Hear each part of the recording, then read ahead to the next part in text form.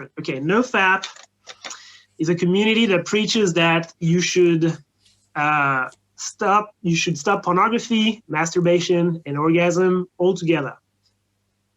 Which, okay, that's an intention. Welcome to the Love Openly podcast. In each episode, we discuss all the things to do with modern day dating and relationships. Our goal?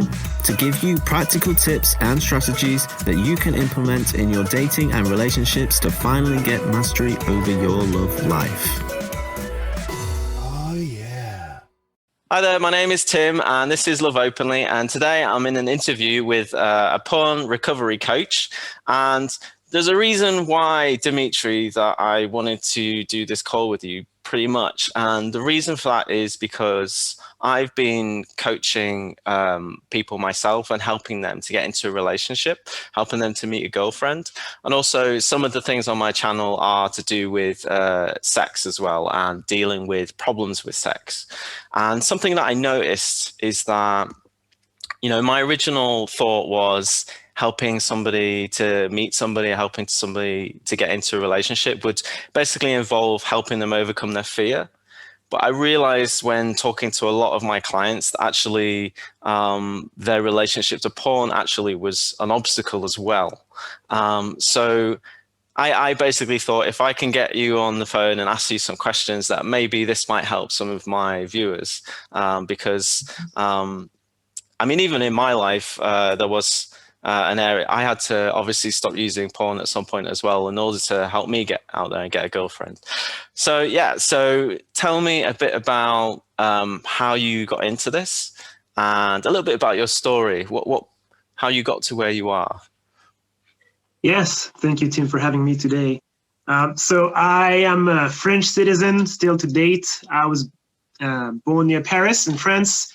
And I had always wanted to be an astronomer and an astrophysicist. So I studied in France fundamental physics in Paris. Then I came to Australia to start my PhD in astronomy and astrophysics at Macquarie Uni in 2011. And I graduated in 2014 with a proud PhD. And at the end of that, I realized that what I wanted to do was to become a coach. And I wanted to help people. Still had a taste for astronomy, but that desire was just stronger than anything else. And so I was looking for an area to coach people in. And all this time, this is not on my CV, but I was a sex addict and I was addicted to pornography. So in total, I had been addicted to pornography for 17 years. And so I started coaching people in their relationship and in their sexuality. I love sex. I also love sexuality as a topic to talk about. And I don't seem to have much taboo. I don't know. I just feel liberating to talk about it. And I guess people felt pretty natural to talk about sex with me. And so it kind of happened naturally. And so over the years, yes, I was finding my place within this realm of sexuality and relationships.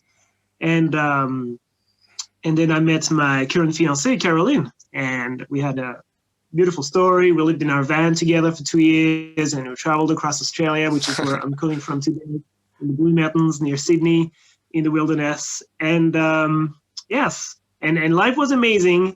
And I had stopped pornography at the beginning when I had met her. And after 3 or 4 years, I went back to pornography. And then at some stage, I told myself, this is really fucked. Like, I don't want to be having this connection with this object when I have the love of my life next to me. And I was being secretive and I was being watching content that I was out of alignment of. It was extreme pornography. It was stuff that wasn't healthy. And so I said, all right, I'm gonna heal that thing. I'm gonna quit. And there was a lot of difficulties along the way. I had been trying to quit cold turkey many times with no success. And eventually I just sat down and I came to analyze my relationship with pornography and my relationship with the content I was consuming in pornography. And what I came to realize is that pornography is an echo, was a replay of the wounds that I was carrying within myself. Pornography was this fantasies, which are this battle of archetypes that were happening in front of me, and this power plays between the ego and the shadow and the authority and whatnot. This was what was happening for me. And so I understood that. It gave me that indication that I was watching pornography because I was wounded. I was carrying some hurt inside me, and also devised a method that was allowing me to change the way I watch pornography, to progressively quit rather than going cold turkey, which is too hard for most people who are addicted. A progressive way to make pornography boring for me, and that just worked. After 6 months, I was free from pornography, and I couldn't believe it. And it was easy. It was effortless.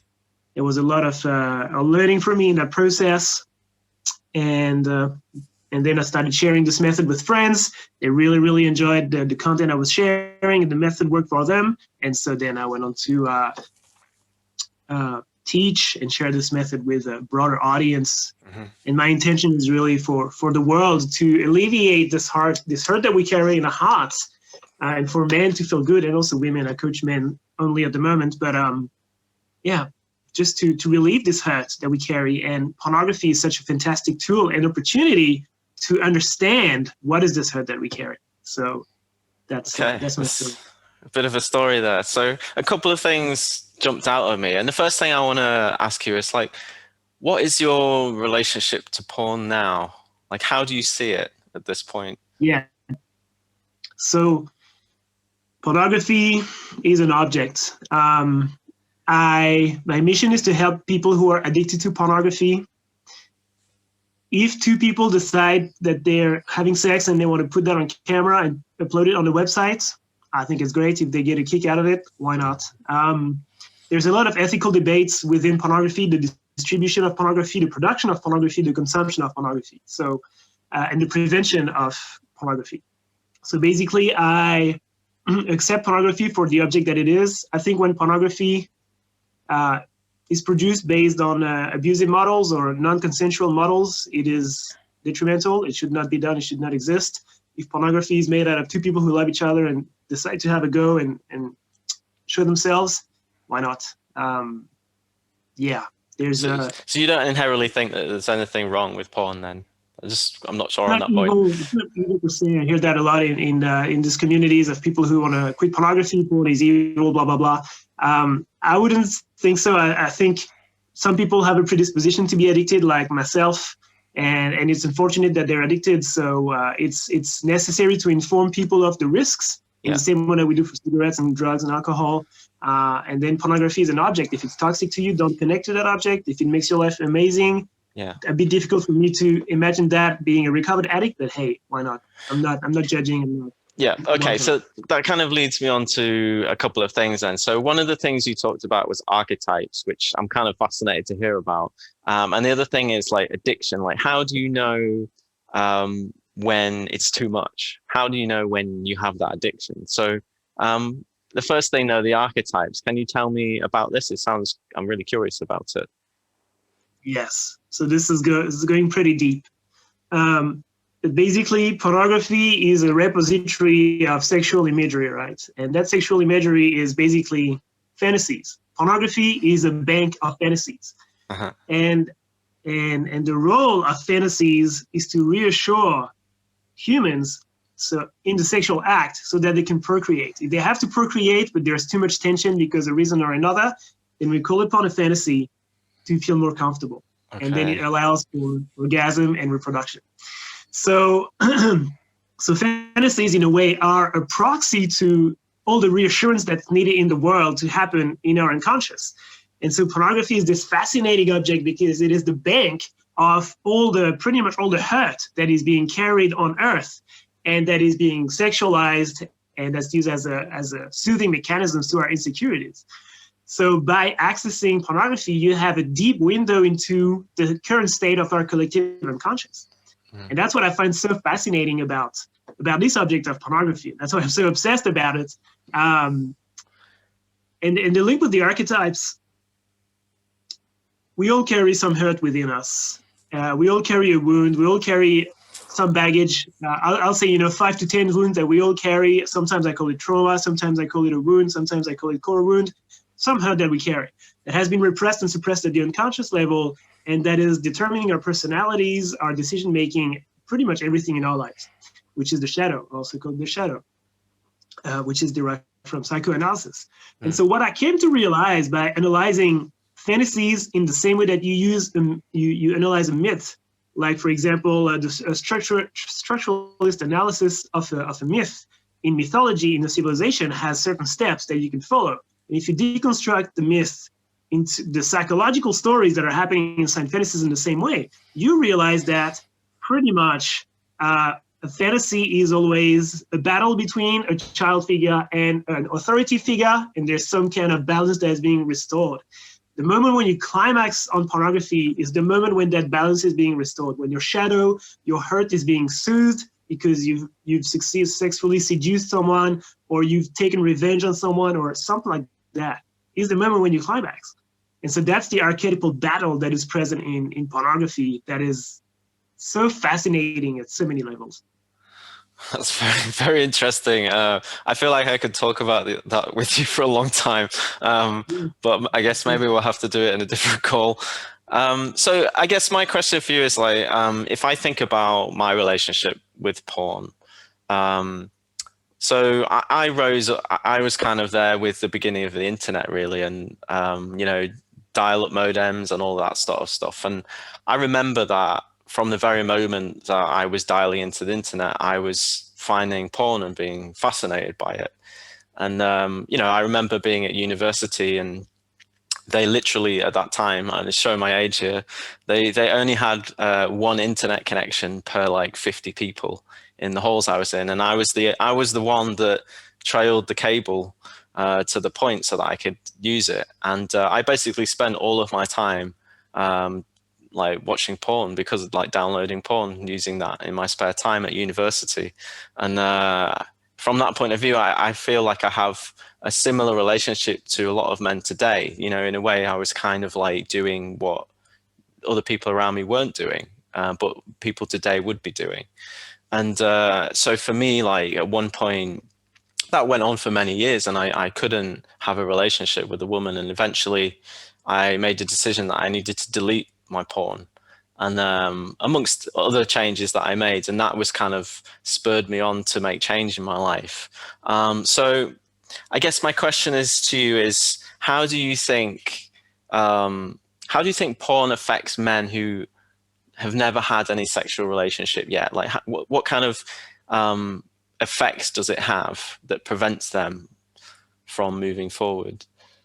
Yes. So it's a bit this question of education. Is pornography a good form of education, and what's the impact?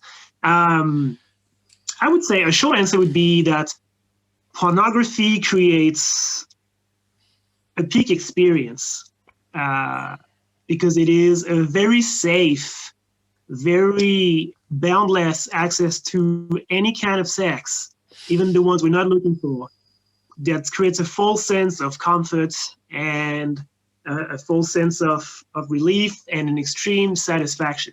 So it creates a peak experience, which then will turn into a negative experience. And the other name for a negative peak experience is trauma. So I would say that pornography creates trauma. If I take my personal example, as a 13, 14 years old, even maybe before that, I had access to extreme pornography very quickly, which has been very damaging for my sexuality later on, even though I'm healed from it now. So I would say that an uninformed brain, a young mind who comes to pornography, would be very impressed and fascinated, as you say. I remember the day I discovered pornography, I felt understood. I don't know how that's possible still. I'm trying to work my head around that. I felt understood. I felt like my life had this avenue where when everything was wrong, I could go there and find relief.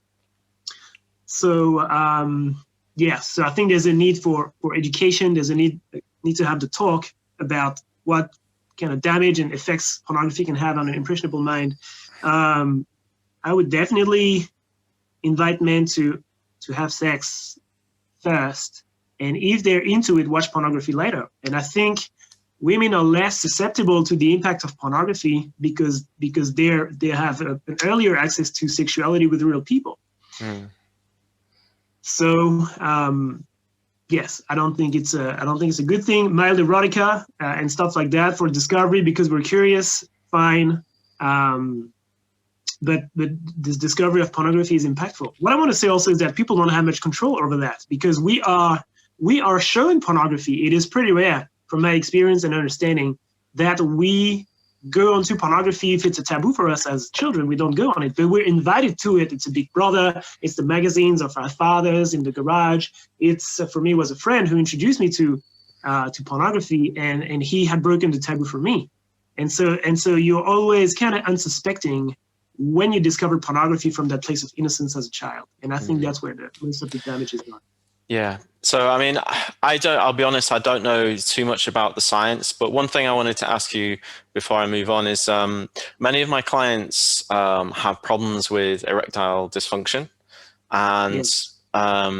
I've noticed that there is this sort of relationship around that and porn.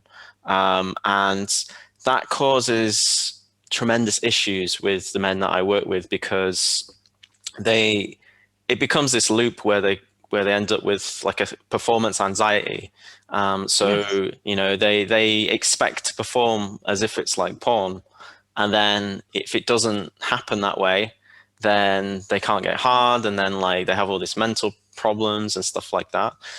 What would you say to a man in that situation?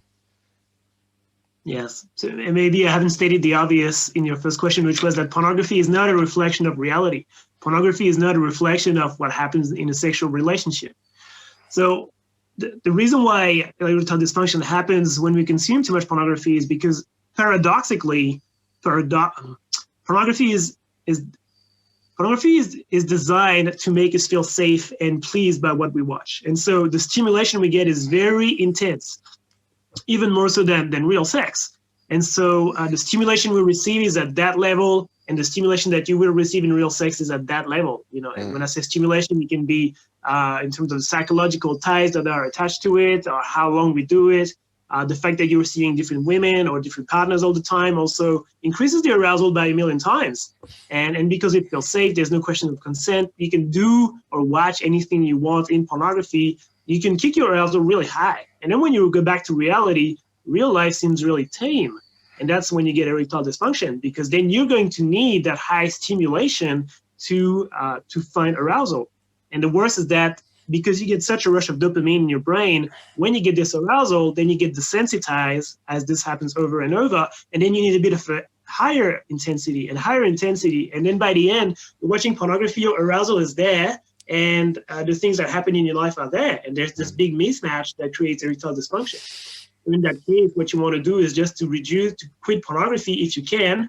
Or just quit pornography, try that first. And then once you quit pornogaphy, however long it takes, then you will normalize, and then your dopamine receptors will open again, and then you will be sensitized again and reacclimatized to regular sex with a woman, which can take only a few weeks, this process, or it can take years, depends on. Yeah, so that's really interesting. Like, and I was just smiling a bit there because I could just hear in your words I have some experience with addiction, and I could see some aspect of that in what you were saying there.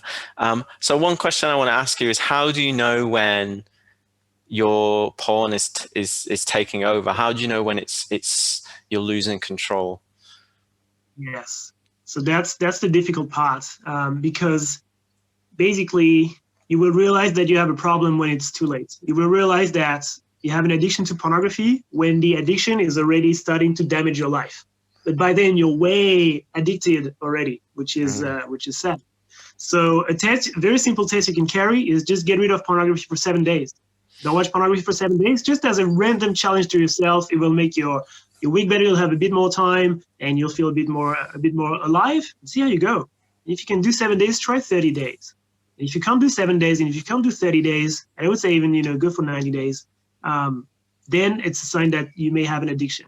So the high level test is my relationship with pornography damaging my life? And do I keep engaging with it knowing that it damages my life? Then you're having an addiction. That's the textbook definition of addiction. The quick test is just don't watch pornography for 7 days. Don't watch pornography for 30 days, 90 days, and see how you feel. And if you're feeling like there's something missing in your life, when there's a big upset in your day, you have to go to pornography to feel soothed and relieved. That's also a sign of addiction. And the earlier you can acknowledge that, go past the denial, go past the labels, go past the stigma, the better a favor you'll do to yourself. So something I'm thinking about is, I don't know if other men have experienced this, but in porn use, there's been moments when I've kind of had this thought that, maybe I should stop. But then Yes. you don't, and then you're like, why? Why am I still going? And then there has been moments in my life. I mean, my relationship to porn is a bit better these days, but I can remember there's moments in life where I've been in that situation, and then I would go towards the climax, and afterwards I would feel that much worse because I didn't even want that experience. So is there a way that you can stop when you have that thought? Yes. So there's a lot of guilt. There's even a lot of guilt culture in solving addictions and certain movements that I shall not name that aim to help with addiction. Guilt is not going to help you at all, because the part of your brain that craves pornography is unconscious. It's in the back of your mind. It is the hurt that you carry from the past. There's an upset in your day. The day's a bit long, and you just want to go home and find yourself again. And find yourself again. This meantime, you want to just like find a soothing mechanism to just relax and kind of be a child again, and be in contact with your inner child is basically what's happening. That's the answer to your why, which is not obvious at all. When you're watching pornography, you have no access to that information. Guilt is not going to help you, because guilt is a conscious process. You can try out of goodwill to quit pornography, and if you're not addicted, you will succeed. If you have addictive grounds within you, your determination will not work, not because you have low willpower, not because you're a bad person, because willpower is a conscious mechanism and addiction is an unconscious mechanism. So you're using the wrong tool for the wrong end. And so you can guilt trip yourself as much as you want. It's not going to change anything, because when that unconscious part of your mind has decided that it wants to be soothed, that it needs to find itself again, that it's hurting too much, it will go towards its pacifier, which is pornography. So it's by understanding the hurt that you carry that you can understand why you're being triggered. You can analyze your triggers first. Maybe the thing that happens in your day, someone is, your boss is mad at you, and they shout at you, and then you feel really bad and you want to cry. And then you're going to go to pornography to find yourself again. You can analyze those triggers, but guilt is not going to help. You can try it at the beginning a little bit. Regret is better than guilt. I wish I had done that rather than I shall never do that again. But if guilt is not helping, it's not going to help at all. You can let go of guilt altogether. Guilt is the mechanism of addiction in the same way that the pulsion is itself. Yeah. I think actually for me, one of my triggers was boredom, but also, also just actually sitting at my laptop was a trigger. I noticed this, and that really bothered me, because I'm like, well, I sit at my laptop a lot, so I'm sitting at my laptop and I'm bored, or I'm sitting at my laptop and I'm frustrated, or it could be any kind of emotion. And then, even if I have some work to do, and I don't want to do it, and I want to procrastinate, then that might be a trigger. So actually, for me, one of the things that helped me is I decided I wanted to build this habit that I wouldn't use my laptop alone. And so I would start going out to like a library, or make sure there was someone around. And I found this really helped me, because then there was no opportunity for me to act on that trigger, because obviously you can't do anything if you're in public. So that worked for me. Something I want to mention is, before this call, I had a look on some websites, right? And I'm from the UK, and they have the NHS there. And I looked up their website and about addiction. And they have like, gambling addiction, they've got alcohol addiction, they've got drug addiction, but there wasn't any mention of porn addiction. And that really struck me. And is porn addiction officially recognized as an addiction at this point? Yes, that's a great question. So there's two answers to your question. So first answer is no. So I'm not a doctor myself, so I'm not very versed in the whole medical field. My approach is more psychological or psychoanalytical. But basically, no. There's even people who go out in the world and spread the intelligent message, I'm being sarcastic, that hey, there's no pornography addiction, so whatever you're suffering from is not real, which is unbearable to hear when you are addicted to pornography. So there is no actual diagnosis for pornography addiction in the reference manuals for doctors in the US, as far as I know. In Australia, as far as I know, Probably so in Europe as well. I'd have to check. Which is devastating, because an addiction is a behavior. If you repeat a behavior and you know that that behavior is damaging and you keep engaging in it, that's an addiction, no matter what the behavior is. And so how incongruous and devastating that we don't mention pornography addiction. And when, especially in my experience, and it is my belief, and the statistics are difficult to trust on this, because there's so much taboo and stigma. But for me, it'd be the most widespread addiction in the world would be pornography, because it's so easy to access. Pornographic websites are the ones that are the most visited in the world. They're the second source of traffic in the world, and the first source of traffic is search engines, 25% of which redirect to pornography. So the whole world is rigged onto pornography, and there's this hypocrisy that pornography addiction doesn't exist. It's like, come on, guys, you can't just deny that. Yes, and so that's because I call pornography addiction a triple taboo. There's the taboo of addiction itself, which no one's ever really proud to say they're addicted to something, because we don't really understand how it works. We think willpower can overcome this, that we're weak, when it's not the case. But that's the common belief. It's about sexuality. Sexuality is still very much a taboo, and pornography is like the taboo of sexuality itself. Even if you're okay about sex, it's kind of hard to talk to your friends and say, "Hey, look what I watched the other day. That's the porn I watch." It's a pretty confronting experience for most people to do that. So there's a massive, massive taboo on pornography addiction, and that's why it's not recognized, and what a shame for humanity. And I would like for this to change. Yeah, I totally agree with you. I think it's really tragic, and addiction is addiction. And, like if you're fighting and searching for those highs, and then feeling depressed in the lows, and if porn is stopping you from meeting a woman, if you're feeling lonely, then you need help to fix that, and the help for that is it seems almost non-existent. So I think it's amazing that you're doing what you're doing, and I'm trying to do my part as well. One of the things that I wanted to ask you actually was what's your opinion on like NoFap and semen retention? What do you think about these things?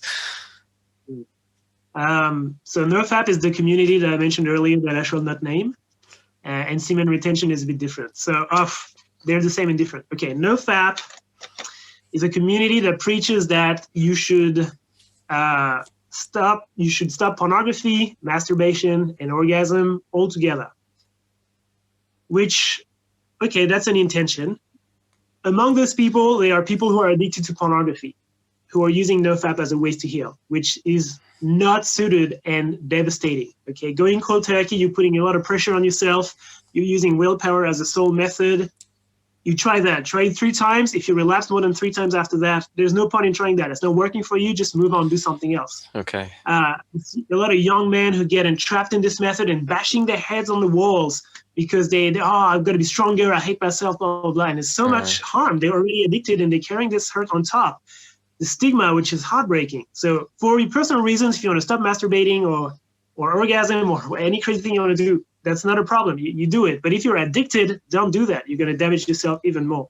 You're going to create a self-belief of despair. It's not good. Also, NoFap sometimes says we're no PMO, no pornography, masturbation, orgasm. So no PMO.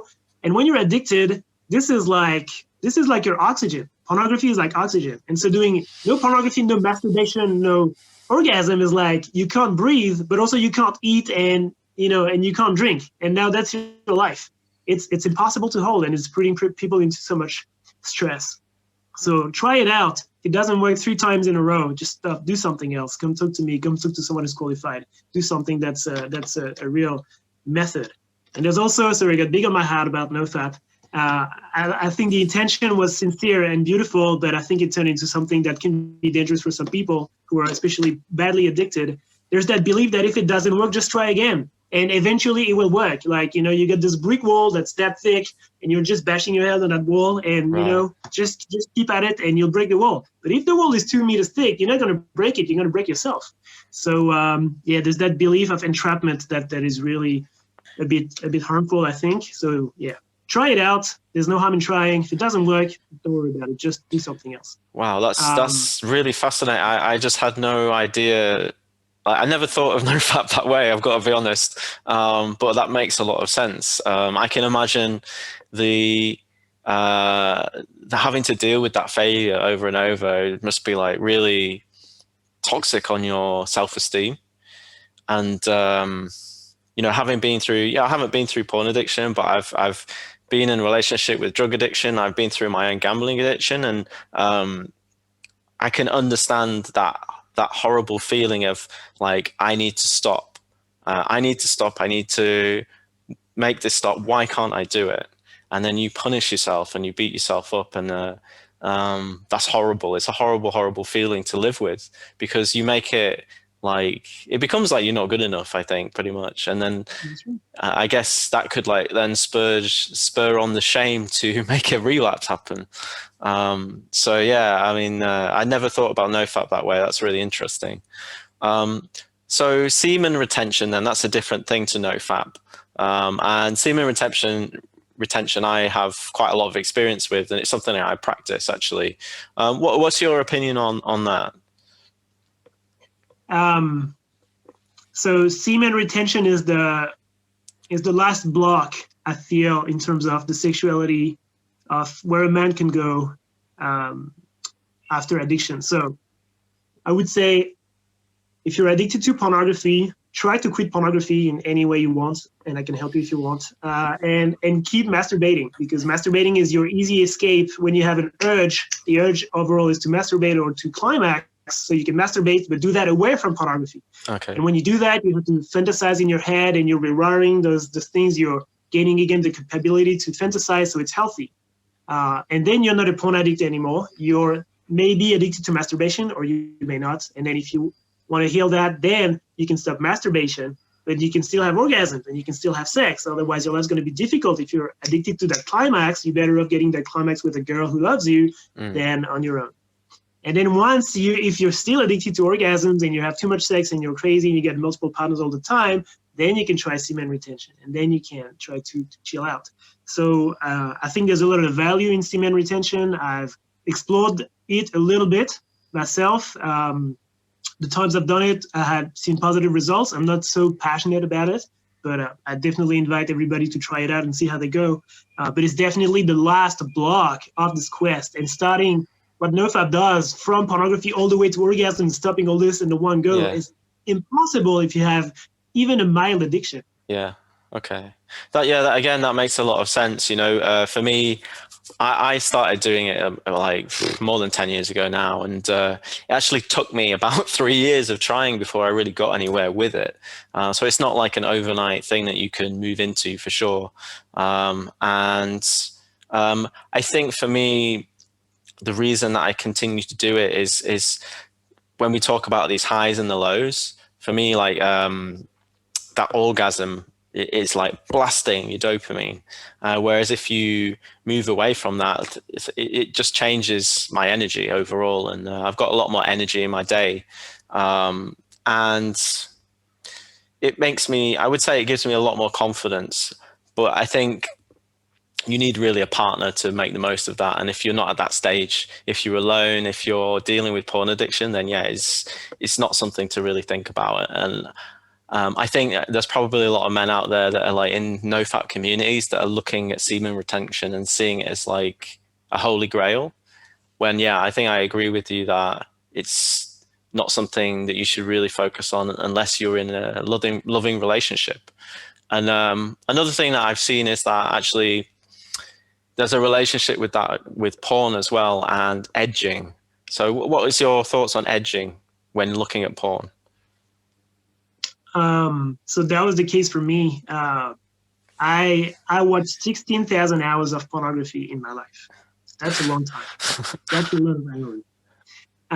And part of that was because I was edging in some way or another.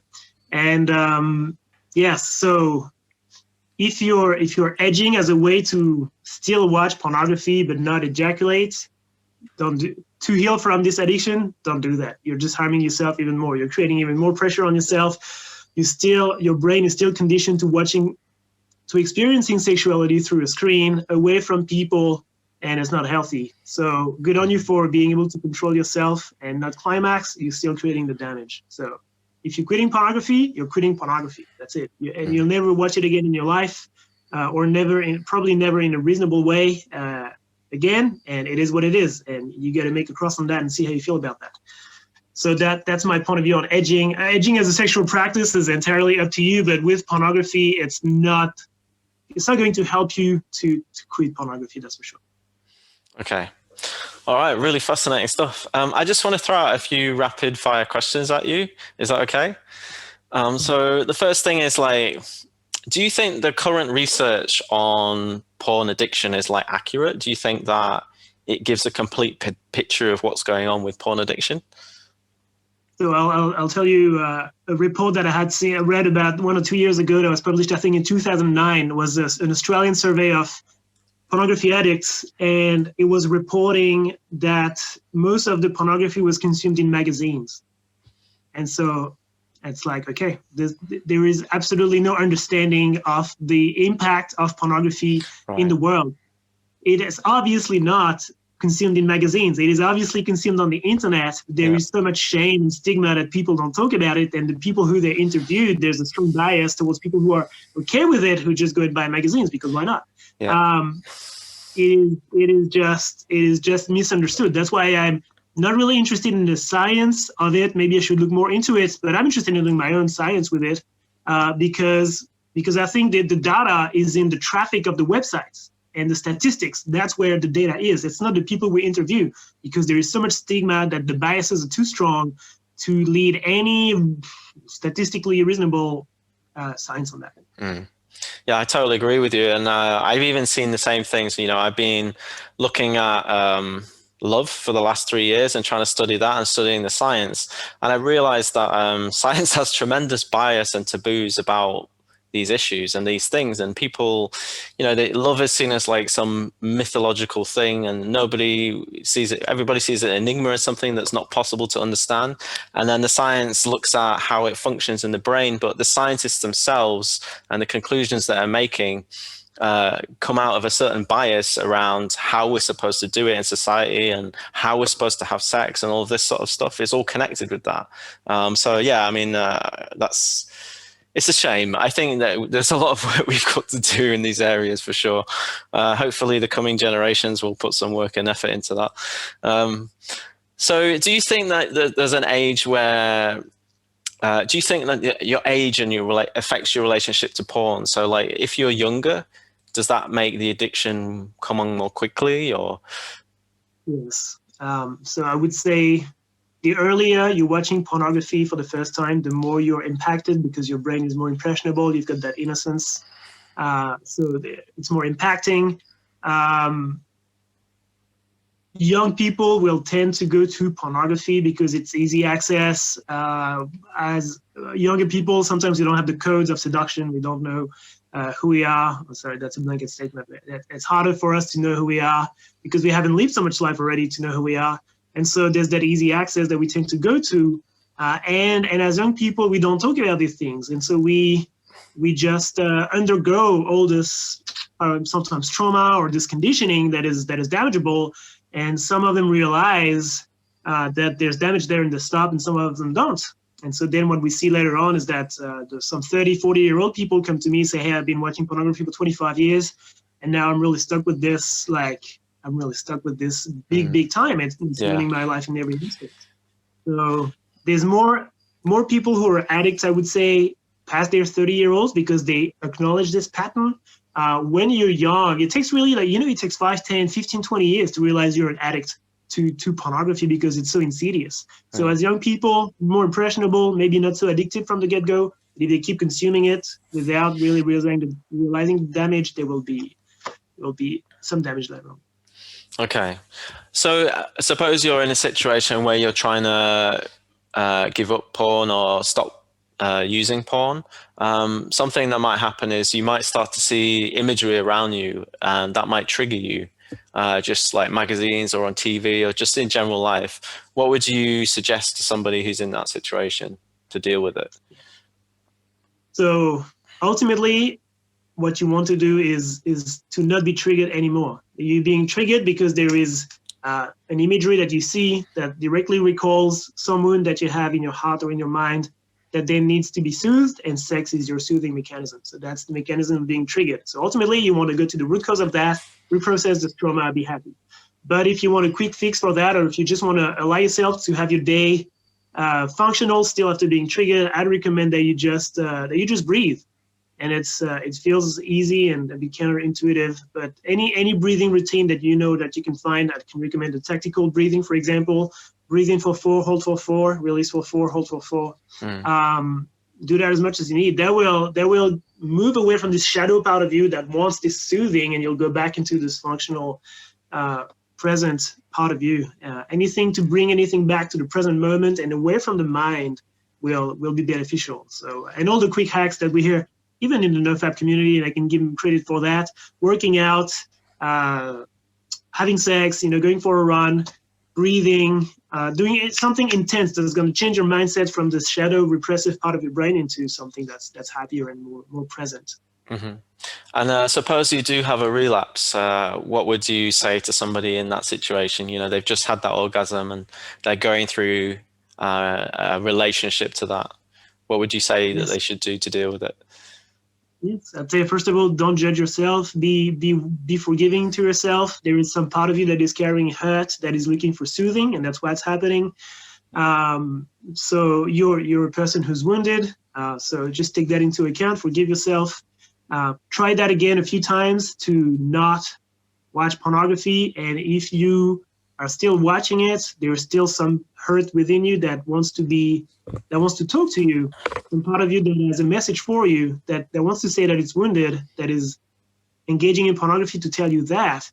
And so this part of you is not hurt. And so you have to engage in a process with a therapist, with a coach, with a spiritual process, whatever it be, of introspection to heal that hurt within you. And no amount of willpower. If you tried that a couple of times and you're still doing this, then no amount of willpower will help you. It's a matter of deep healing inside you.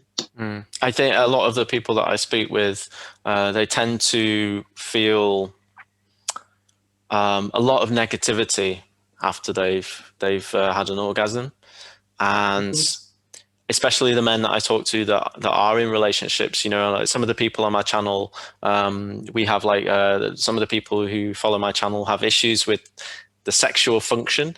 And I don't know how much porn has affected that with these guys. So there's a rare disorder that I have a couple of videos on.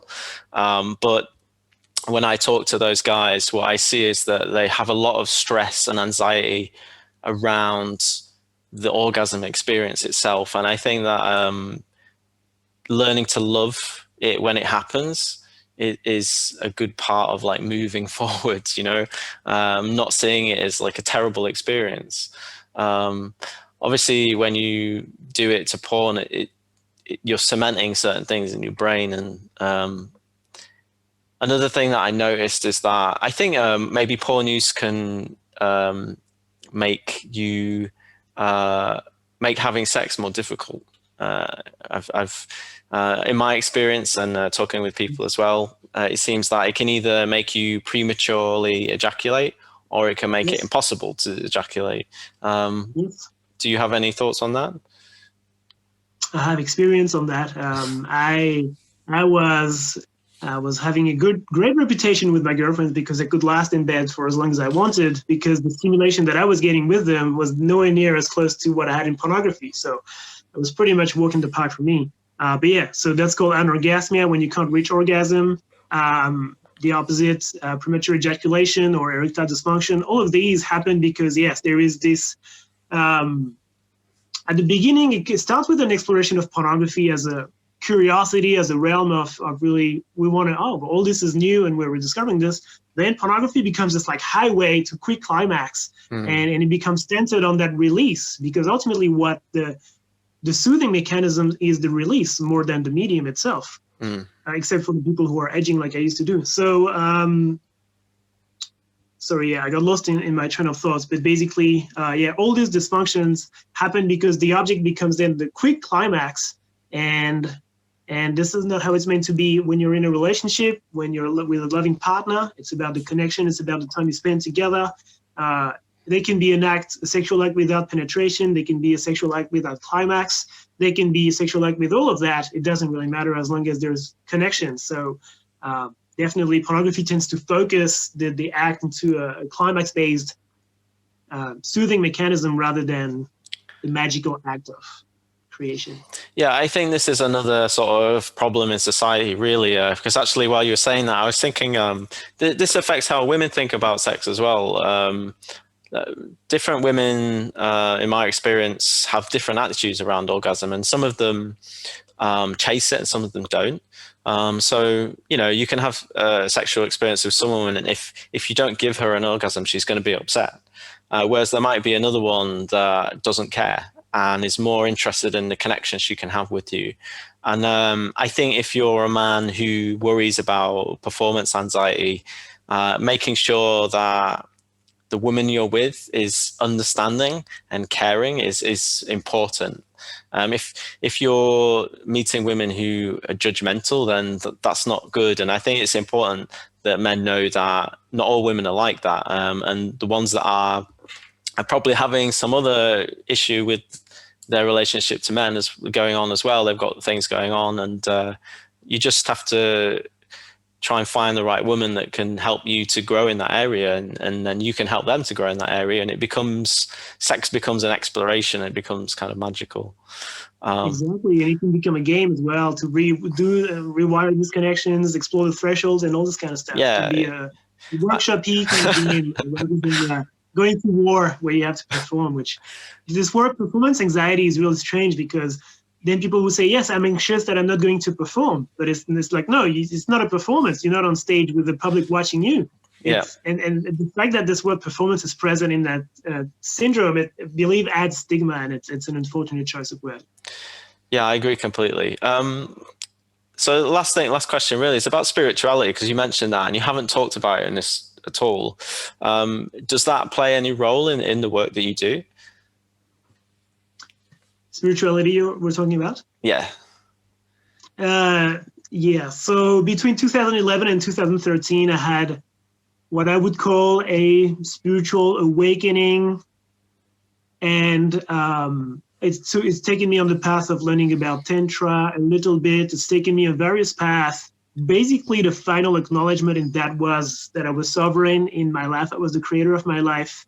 That I was an empath, so I am someone who can feel other people's emotions through me, whether it's a spiritual thing, it's a magic thing, or it's just a mirror neuron process, or whatever it is. I don't really care. I know I can feel them.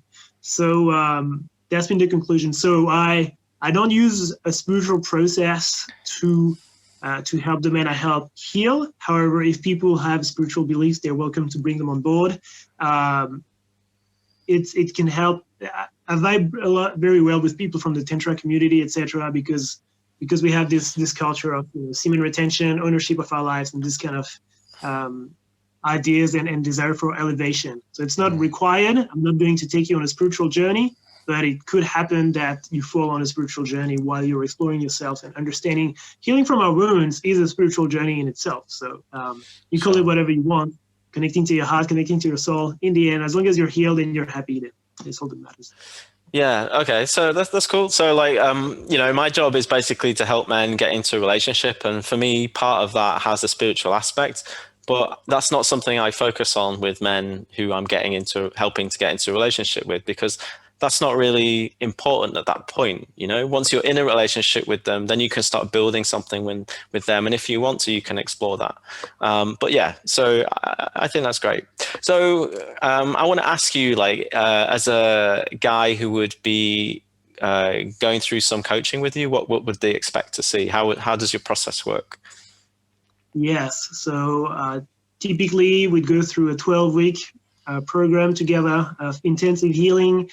What you can expect is a lot of serious work on yourself, confronting your fears, confronting your shadow, acknowledging your shadow, welcoming your shadow, integrating your shadow. So it's a mix of general personal development exercises, trauma recovery, deep inner journey within the self to confront the past episodes that have conditioned our lives and finding freedom from that. And also just a progressive method to decondition ourselves from pornography. So I won't cut you from pornography from the get-go. You'll just progressively decrease not your consumption, but change the way you watch pornography. And then after that, after 9 weeks, 12 weeks, whatever it is, you'll find that pornography is boring, and your brain will be wanting to do something else than watching pornography, which is the ultimate goal. Okay. Sounds like something that I'm sure a lot of people want. I've actually had that experience when I'm in a relationship with somebody, a new relationship, and I'm really in love with them. I've noticed that porn just doesn't have any power anymore. I don't care about it. And if I'm having a great sex life, then I have no desire to look at porn. It's only when I'm not having a great sex life, or if I'm feeling lonely or whatever, then it starts to call me.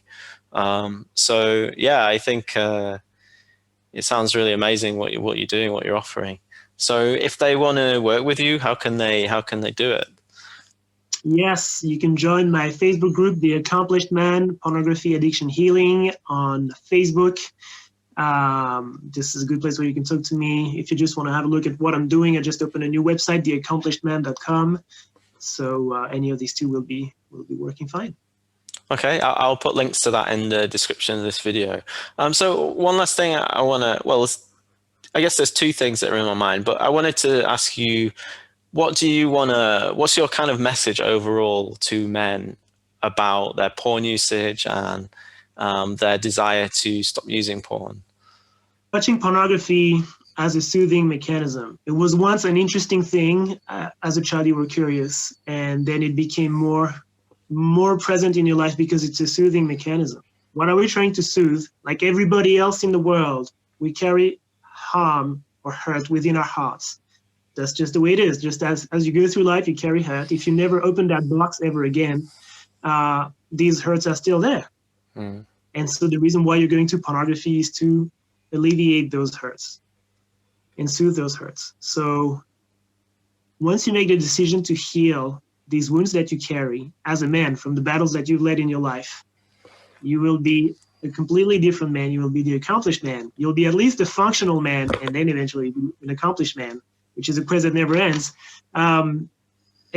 Because then you can use pornography as a tool to point to the wounds that you carry, understand where they are, and alleviate them, and then be a new man. And I went through this process myself, and it's like night and day. It's like I had all this dysfunction. I was codependent. I was sex addict, addicted to pornography. I was a risk taker and nearly died a few times because of extreme sports and things like that.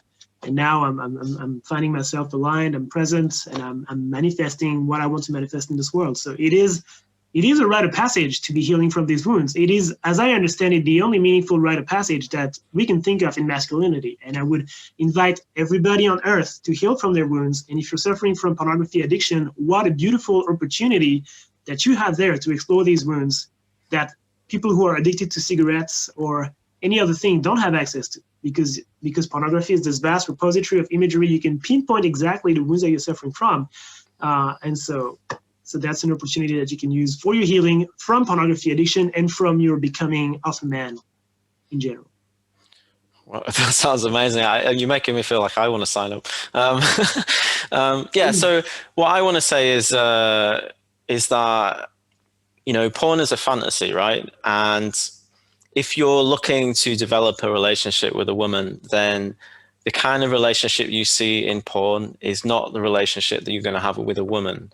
And you have to see it that it's not the same, right? So the work that you do when you work towards meeting a woman and getting into a relationship with her revolves around sort of letting go of your ideas. And I think that kind of draws back a bit to your concept of archetypes. But we didn't talk about it a lot, but I think that as a man, if you want to enter into a relationship with a woman, you have to move beyond seeing her as an object, right? And when you start off, you have this fantasy of wanting a girlfriend or a partner and being in love and having intimacy and all of that, but you can't make it happen. And porn becomes an escape. It becomes a way for you to kind of get that without having to put in or do the learning that's necessary. But then that becomes a trap, and I see a lot of guys, they move beyond that and they move into sex as becoming the thing that they want instead. And they start chasing sex and lay counts and all of this sort of stuff. But what I see over and over and over again with these men is they start treating women in the way that they would see what happens with porn.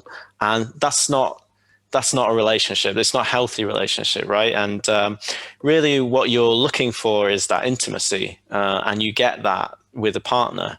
But in order to get there, you have to be able to embrace and expect these vulnerabilities that you have that porn doesn't really give you, that it masks over.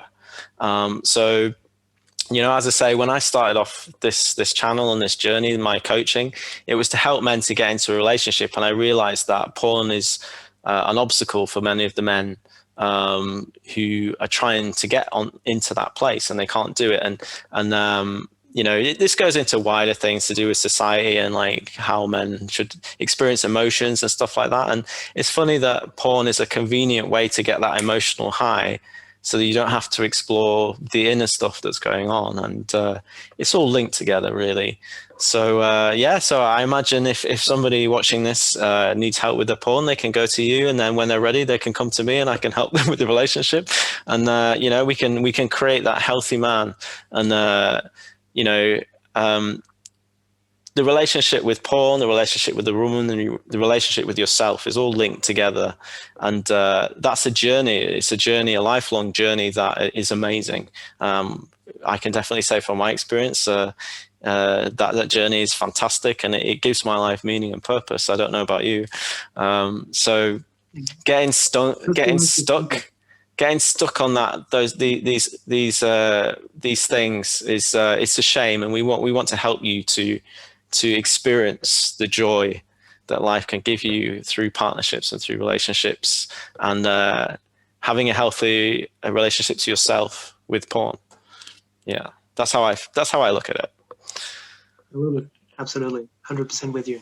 Okay, Dimitri, this has been amazing. Thank you so much for talking with me. I've learned a lot through you. You've made me want to research a lot more about this, actually. So I might go away and do a bit more of that. But thanks so much for being on the call with me. Thank you for the opportunity, Tim, and it's a pleasure to co-create a world of functional and happy men together. I can agree with you on that. Thanks for listening to the Love Openly podcast. If you want to get help with meeting women, dating them, and creating a healthy relationship, then you can get started right now by getting in touch at loveopenly.net/call. You'll be asked about your current situation, and then you'll receive direct personal feedback on how you can move forward in your love life. See you on the call.